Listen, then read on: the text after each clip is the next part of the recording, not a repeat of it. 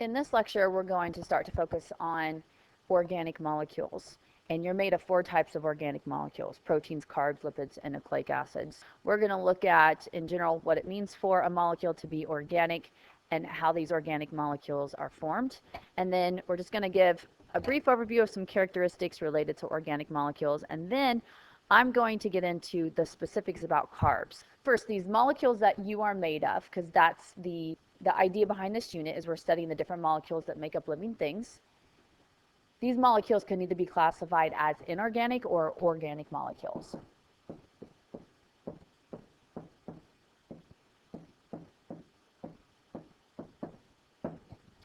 Molecules are considered inorganic if they do not contain carbon and hydrogen. So here's some examples, and these molecules are important. It's just they do not contain hydrogen and carbon, so they're considered inorganic. Organic molecules do contain carbon and hydrogen, and these molecules are primarily made by living organisms. Organisms can make these organic compounds that contain carbon and hydrogen. So if you look at these chemical formulas, you can see that there's both carbon and hydrogen in each of those molecules. So those molecules are considered organic. You also need to be able to look at diagrams of these molecules, and as long as you see carbon and hydrogen, then you're going to consider those molecules organic. Let's practice down here. I have some chemical formulas and some structural formulas. So NaCl, now you got to be careful because that Cl doesn't stand for carbon, and then another element, it stands for chlorine. NaCl is sodium and chlorine. There's no carbon and hydrogen, so it's considered inorganic. The next molecule has carbon and hydrogen, so it's organic. This one is missing both hydrogen and carbon, so it's inorganic. We have, again, carbon and hydrogen, so we have organic, carbon and hydrogen, organic, and we do not see carbon and hydrogen, so this one is inorganic. So like I mentioned earlier, living things and their cells are made up of 4 types of organic molecules. From here on out, these are the types of molecules that we're going to study. So proteins, carbs, lipids, and nucleic acids. These molecules are made of atoms, and primarily the atoms that make up these molecules are carbon, hydrogen, oxygen, and nitrogen. And here in a little bit, you're going to be able to tell me exactly which of those atoms are found in carbs and lipids and nucleic acids and so on. But what all of these molecules have in common is that they're primarily made, or the backbone is carbon. All these molecules are going to have carbon in common. So why are our molecules that make up us, why are they primarily made of carbon? How come we're not oxygen-based, or how come we're not nitrogen-based? Well, it's basically because of 2 main reasons. First of all, carbon offers stability in these molecules that it makes up, because carbon has the ability to form covalent bonds. And remember, we said that covalent bonds, compared to ionic bonds, are stronger bonds. And so these molecules that make us up, we want to make sure they don't disassociate and fall apart. We want them to be structurally stable. In addition, carbon has the ability to form double covalent bonds and triple covalent bonds, which are even stronger bonds than just a single covalent bond. If you see in a diagram a carbon and there's 2 lines between it and another atom, then it's signifying that that's a double bond. A triple bond is written with 3 lines. So it offers stability, and it also offers variability. Now, we have lots of different processes that have to take place in our body, so we need lots of different types of molecules that can assist in these processes. What I have written here, it says variation in these different classes of molecules offers a wide range of functions. So it allows for lots of different processes to happen in our body because we have lots of different molecules with different structures that can assist in these functions. So there's a lot of variability when you're dealing with carbon. It can bind with itself, but it can also combine with lots of other elements. So you can get a lot of combinations of atoms making these molecules with different structures. It can also bond, something that's unique about it is it can bond to 4 other atoms at one time. It's not just limited to bonding with one other atom, like hydrogen, for example. It can bond up to 4 other elements at one time. If you take a look at this diagram up here, you can see that carbon can form 4 covalent bonds with 4 different atoms. And again, that just offers a lot of variability whenever these molecules are forming.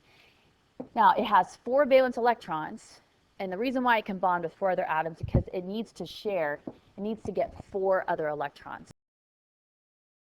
All this carbon that is found in your organic molecules started off as inorganic CO2 in the atmosphere.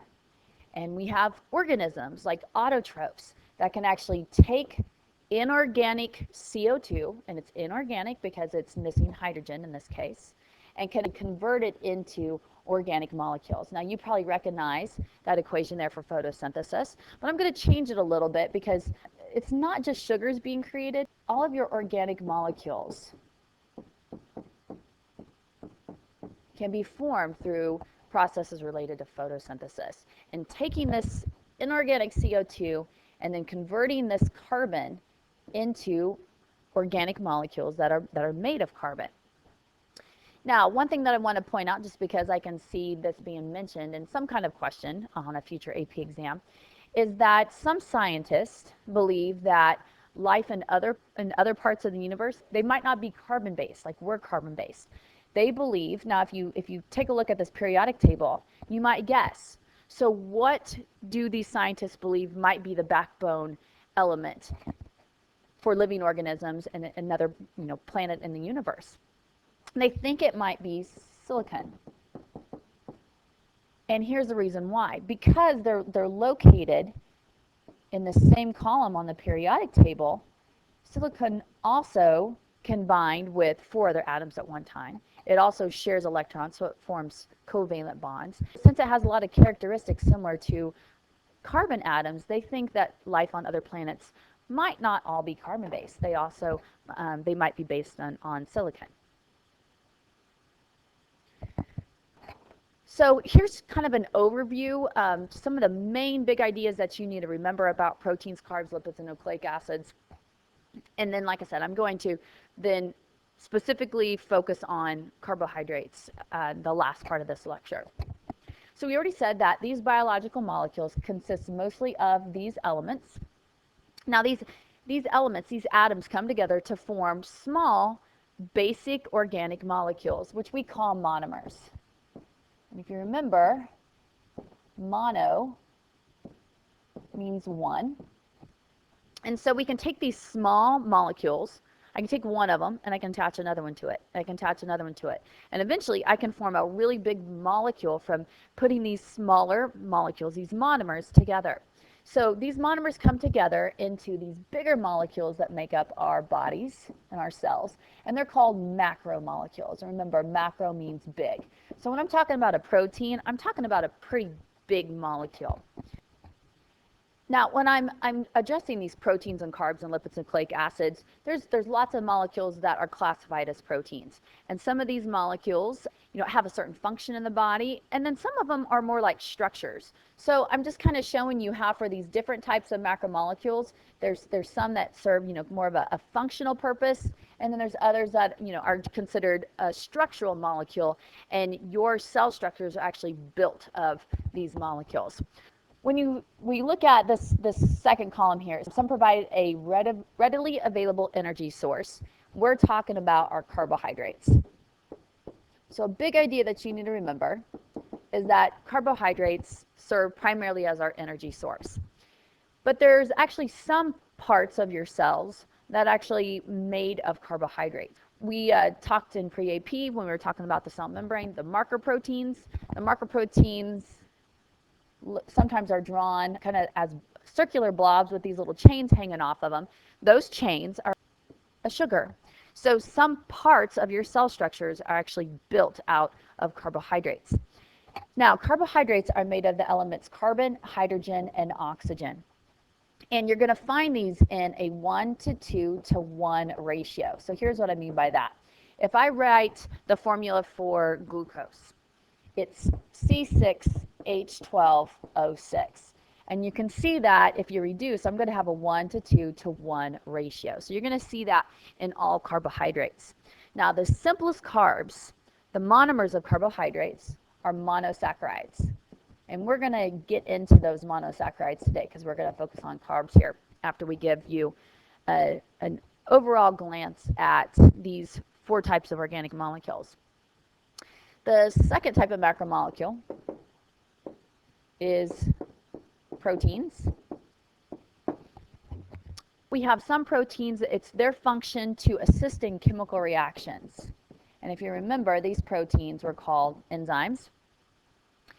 And there's some proteins that make up structures in the body. So some of your parts are built of proteins. A lot of connective tissue is made of a protein. Now, the elements you're going to find in proteins are carbon, hydrogen, oxygen, and nitrogen. And so it takes these elements coming together to form these monomers that make up proteins. And you might remember that amino acids are the monomers that we use to build our proteins.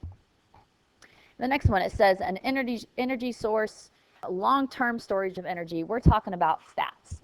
And the more scientific name for fats is lipids. So we have lipids that provide energy. And then we also have lipids that make up structures in your cell, like those phospholipids in the cell membrane. And when we look at the elements that make up these lipids, primarily going to see most lipids are made of carbon, hydrogen, and oxygen.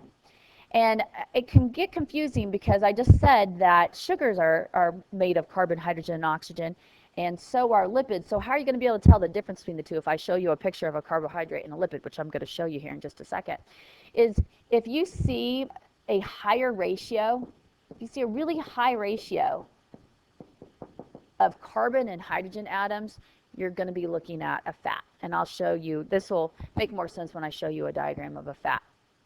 I'm going to put a P for phosphorus, because if you remember, we've talked about phospholipids before, and that is a type of lipid that also has phosphorus in it. It's kind of an exception. It's got an additional element compared to other fats. The monomers that make up, or the subunits that make up our bigger lipids, are called fatty acids.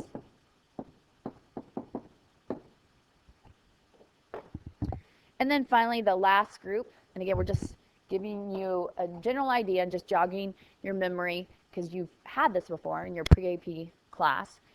So that last organic or type of organic molecule are the nucleic acids. And so you see that many of them function to, there's a typo there if you want to change it to store our genetic information, and they transfer it from the nucleus to the ribosome. There are some nucleic acids that serve as structures. A ribosome is made of some protein, but it's also made of ribosomal RNA. Even some nucleic acids can exist as structures in our cells. Now, if you remember, we would take nucleotides and we'd build DNA in class, and those nucleotides had three parts. There was a phosphate group, there was a sugar, and there was a nitrogen-containing base. When we think of the elements that make up nucleic acids, we need to think of, we've got the sugar, carbon, hydrogen, and oxygen. Remember the nitrogen base, I'm going to put that here, and remember the phosphate group. So it looks like chopping. Well, that's what I envision when I think of the elements that make up nucleic acids. I think of chopping. So the nucleotides are the monomers that we're going to use to build bigger molecules like DNA and RNA. All of your molecules are made of these elements. Well, how do these elements get into you as these molecules? All elements are taken up by autotrophs from the environment.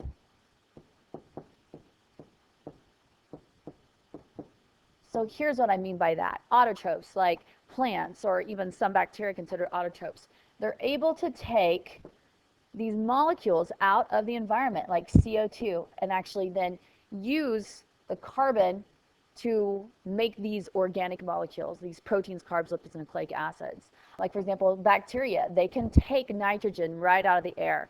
And that, those nitrogen atoms will ultimately end up being in the amino acids of the proteins that make up these bacteria. Phosphorus is pulled out of the environment, and it's used to build these molecules that contain phosphorus. You need to understand that all of these elements, they're recycled.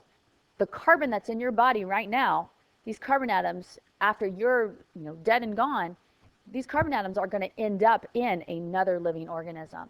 And it's just a big cycle. Now, I actually have a picture of these cycles, and I do not want you to spend any time trying to memorize these. You are going to memorize these, but you're going to do so in the ecology unit. But right now, this is what I need you to understand.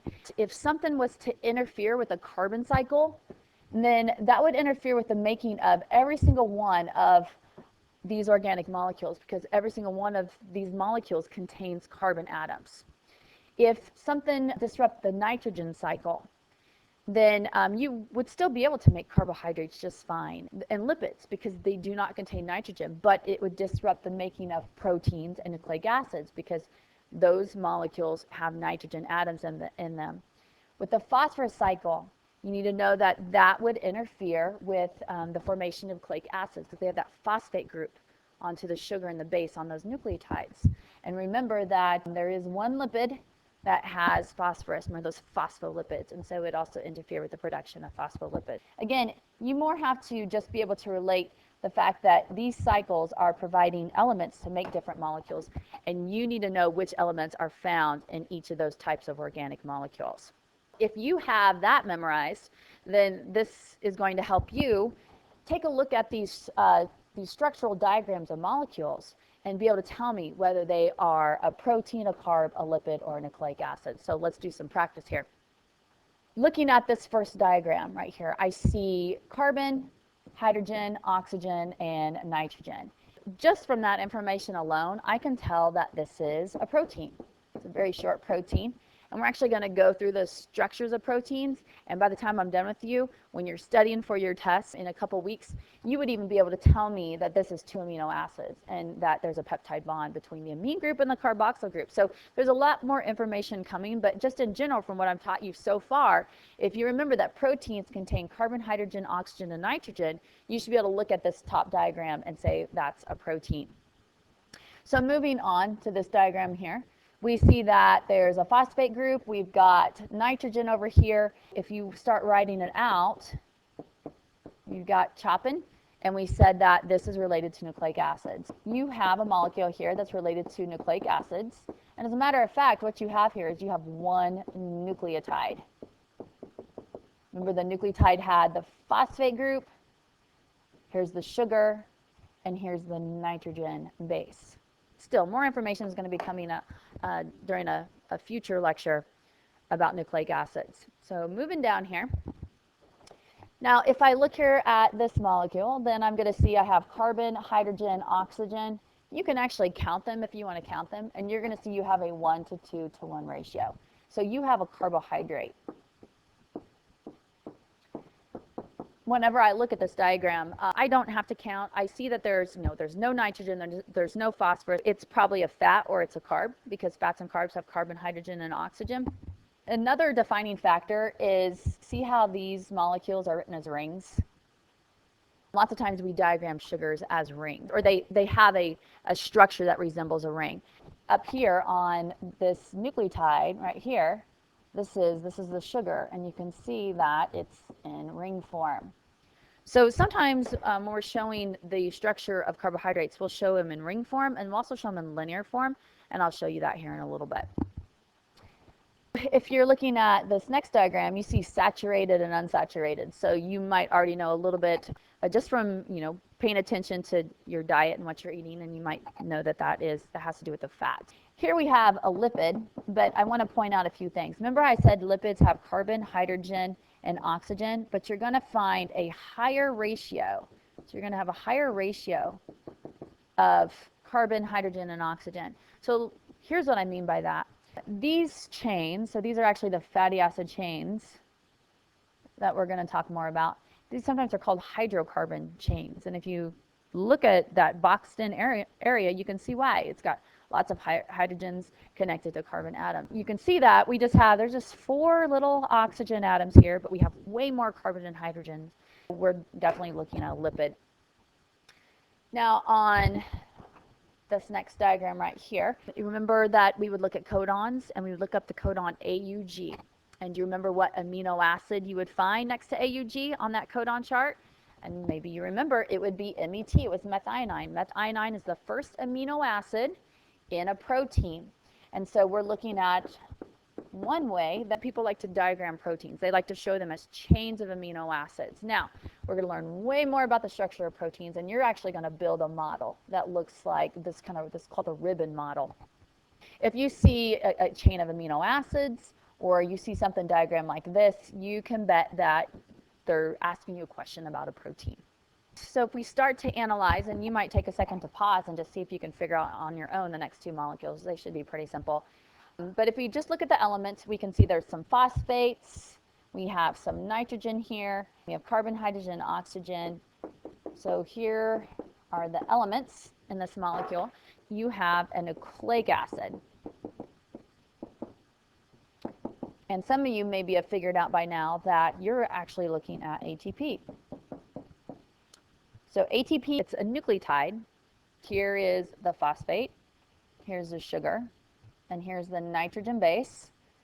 And it has two additional phosphate groups added. So it has 3 phosphate groups total. Remember, ATP stands for adenosine triphosphate. And it's a nucleic acid. And then finally, the last diagram should be a simple one. I know it's kind of hard to see some of the symbols for the elements, but right here, there's a P there. So this is the phosphate. Here's the sugar. Here's the nitrogen base. And so this would be one nucleotide. You might recognize some of the names of these nitrogen bases. A goes with T and G goes with C. So you're definitely looking at a nucleic acid. And specifically, you're looking at DNA. Just by knowing the elements that are common to these molecules, you should be able to look at diagrams and decide whether you're looking at a protein, carb, lipid, or a nucleic acid.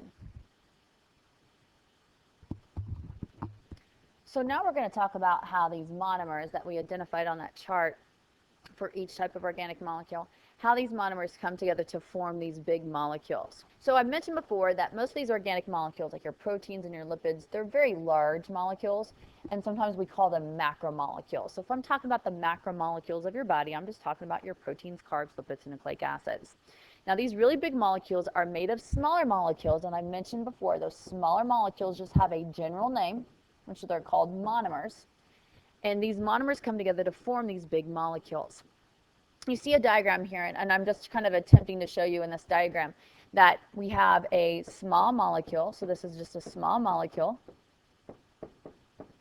It's going to be made of atoms, carbon, hydrogen, oxygen, maybe nitrogen. And they're pieced together, and now we have a big molecule. Sometimes I refer to it as a polymer. Don't get confused about whether we should call it a polymer or a macromolecule. A polymer is just any molecule that is made of repeating subunits, like repeating monomers. So any molecule with repeating subunits is called a polymer. Remember, mono means one, so there's monomers come together to make a polymer. Poly means many. And sometimes those polymers get really, really big, and so then we call them macromolecules. And again, so let's take a look at how these monomers actually come together to form these macromolecules. Molecules in the body are constantly being formed, and they're done so through a process that we call dehydration synthesis. Dehydration synthesis. Let's just think about what these two words mean. Synthesis, or to synthesize, means to make. So we are making a molecule with these smaller molecules. So think of building a big building out of small pieces, like Legos. And dehydration means to remove water. If you're dehydrated, or you're becoming dehydrated, it's not because water's going into you, it's because water's coming out of you. So dehydration means to remove water. Synthesis means to make. So let's take a look at what happens whenever I take two monomers. Monosaccharides are the monomers of carbohydrates. So here's a monomer. So I'm just going to put mono. And here's another. So here's a monomer. And here's a monomer. And we want to hook those two together. Note this diagram before versus after. And particularly, we're going to look right here. What is going to happen is that in this process, a water molecule is going to be removed. Remember, water is H2O. So from this area between these two atoms, two hydrogens are going to be removed, and an oxygen, and a bond is going to be formed there. In this situation, it's going to be a covalent bond. That is why you'll see equations, and you'll see, okay, so we made a new molecule called a disaccharide, and then you also get water. Water is removed in the process of making a molecule. Here's another diagram right here that's just showing you the exact same process. It's just showing you a different way. We've linked two monomers together. We've done so by removing water. And here's that water molecule that's being removed. The opposite of dehydration synthesis is called hydrolysis. And you know what, before I get into hydrolysis, let me go back real quick. And I want to add, we can also call dehydration synthesis, we can also call a condensation reaction. Now, if you think of condensation, you might be picturing a cold pop can on a warm day, and water's forming on the outside of that pop can. And that's called condensation. Since water's being formed, when we're piecing these two molecules together, sometimes it's called a condensation reaction. So dehydration synthesis or a condensation reaction, we're talking about the exact same thing. All right, the opposite of dehydration synthesis is a process that's called hydrolysis. And notice that this is just the reverse of the reaction that we had in this top diagram. So see how the arrow is just reversed? So here I have a molecule, and I want to break it back apart into its two monomers. So I want to go in this direction, the reverse direction. Well, if we had to take out water to link these two monomers together, now we're going to have to add water. We have to take water plus this molecule that we want to break apart, and here is that water has been broken apart, and it's forming bonds with some of the atoms on those monomers. What I have in this diagram is just simply another way to show that this is showing you hydrolysis. That to break these two monomers, so here's a monomer, small molecule, here's another monomer, to break them apart into individual monomers that are no longer linked, we're going to have to add water. You can see that we've added water in that area right there. Now, if you think about hydrolysis and break apart that word, hydro has to do with water. If you're being hydrated, that means that you're being given water. We are giving water to break apart, and lyse means like to break or to cut. So we're cutting apart these monomers by adding water. Okay, so this last diagram is just kind of a big idea diagram to make sure that you understand that you are recycled food. You are recycled carbs, you are recycled fat and proteins from your diet. And so these really, really big molecules are digested by your digestive system. They're broken down into the monomers that built up these molecules. These carbohydrates, whenever they're broken down into these small molecules, these monomers, now you have a bunch of monosaccharides that you can reuse for different purposes in your body. And you can even use some of those monosaccharides to build molecules that you need in your body. Lipids are broken down into small molecules into the monomers, and we talked about those are called fatty acids, and then you reuse those fatty acids for different purposes. The protein that's in your steak, those amino acids, or that protein's going to be broken down into amino acids. Those amino acids are going to be dropped off at your cells via your blood, and you're going to reuse those amino acids and build your own proteins. This doesn't exactly happen with your nucleic acids. When you're eating food, you're eating cells, and there's nucleic acids in cells. So technically, you're getting nucleic acids in your diet, but you don't break down necessarily nucleic acids into nucleotides and then reuse those exact same nucleotides. Your cells actually synthesize nucleotides. So this chart's just basically helping you understand that you take these big molecules that are made of monomers, you break them down into the individual monomers, and then you reuse them to build your own molecules.